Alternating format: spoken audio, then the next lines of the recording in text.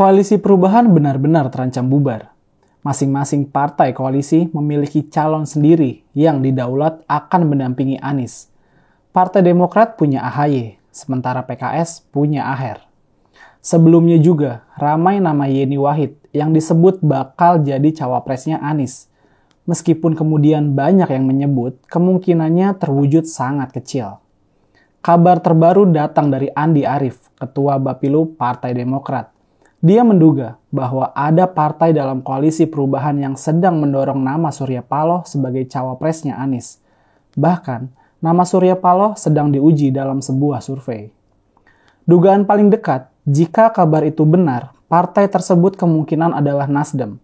Karena dari 3 partai itu hanya Nasdem yang punya kepentingan dengan mengajukan nama Surya Paloh. Andi Arief sengaja tidak menyebut nama Nasdem, karena itu butuh bukti akurat. Tapi Andi Arief memang tidak menyebutkan dari mana sumber dugaan tersebut. Jangan-jangan hanya kabar sumir tanpa sumber yang jelas. Pernyataan Andi Arief itu memang mengejutkan. Apalagi ketika dia meminta Anies Baswedan memberikan penjelasannya soal itu di Twitter. Memang, Andi Arief masih menganggap masuknya nama Surya Paloh itu sebuah kewajaran. Karena Surya Paloh adalah ketua umum partai. Sama seperti posisi AHY yang juga ketua umum partai.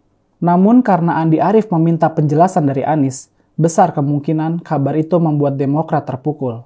Artinya, Andi Arief minta penjelasan Anies hanya untuk meyakinkan Demokrat sebelum mereka mengambil langkah kejutan.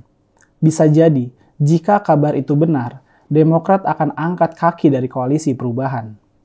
Jadi bisa dipahami, pernyataan Andi Arief itu hanyalah wujud kekesalan Demokrat karena posisi mereka selama ini terus digantung. Koalisi perubahan memang berdiri di atas fondasi yang rapuh. Masing-masing partai memiliki ego yang besar dan tak mau mengalah. Koalisi tersebut dibangun dengan asas ketidaksukaan pada Jokowi. Meskipun saat itu Nasdem bisa dikecualikan, karena posisi mereka yang ada di dalam koalisi pemerintahan, kepentingan Nasdem dengan mengumpulkan partai oposisi adalah untuk meraih keuntungan taktis. Jika Anies Baswedan unggul dalam kontestasi Pilpres, maka Nasdem akan menjadi partai penting yang sangat berpengaruh. Di awal penunjukan Anies memang sempat ada harapan baik. Anies pernah melampaui Prabowo dan terus mengejar Ganjar. Tapi kabar baik itu hanya bertahan sebentar. Saat Prabowo sadar dirinya tertinggal, buru-buru mereka membuat strategi baru. Prabowo terus menjual sosok Jokowi agar bisa merebut suara pendukungnya.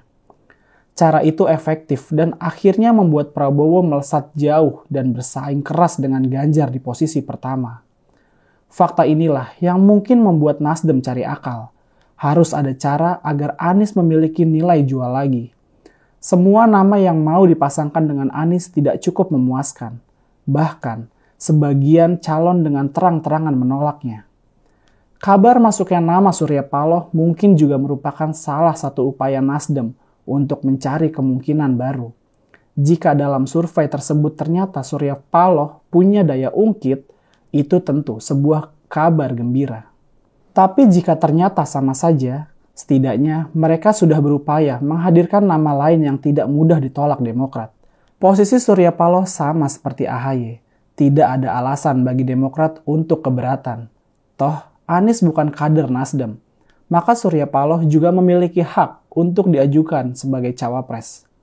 Meskipun alasan itu juga tak mencegah Demokrat untuk hengkang dari koalisi, karena bagaimanapun AHY adalah harga mati. Jika nama AHY dicoret, sudah pasti Demokrat punya alasan untuk pindah koalisi.